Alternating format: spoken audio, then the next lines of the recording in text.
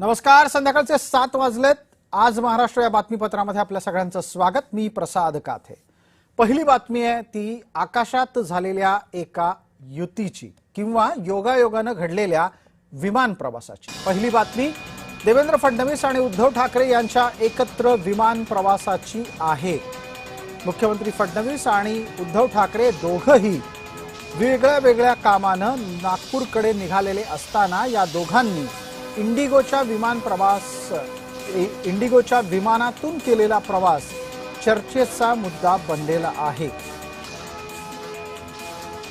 आमचे सहकारी आणि प्रतिनिधी महेंद्र जोईल आता आपल्यासोबत जोडलेत. महेंद्र, दोघांनीही एकाच विमानाचं तिकीट काढलं कसं?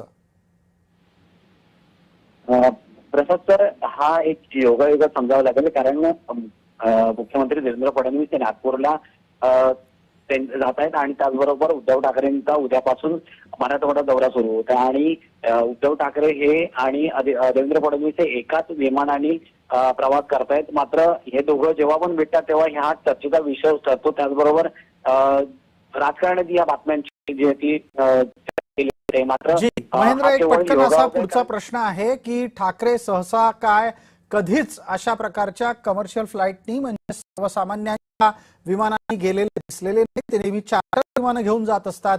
अशी काय वेळ आली की ते आता इंडिगोच्या विमानाने जात आहेत?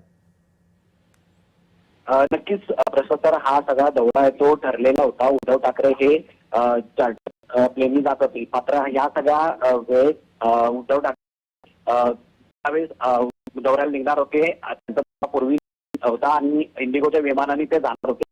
मात्र त्याच विमानात देवेंद्र फडणवीस हेही होते आणि दोघांची गाठभेट झाली. दोघांनी हस्तांदोलन केलं. मात्र दोघांची भेट किंवा दोघांचं भेटणं हे हा एक योगायोगच आहे किंवा एक मात्र राजकारण मात्र चर्चा पाहायला मिळते या सगळ्या. धन्यवाद महेंद्र.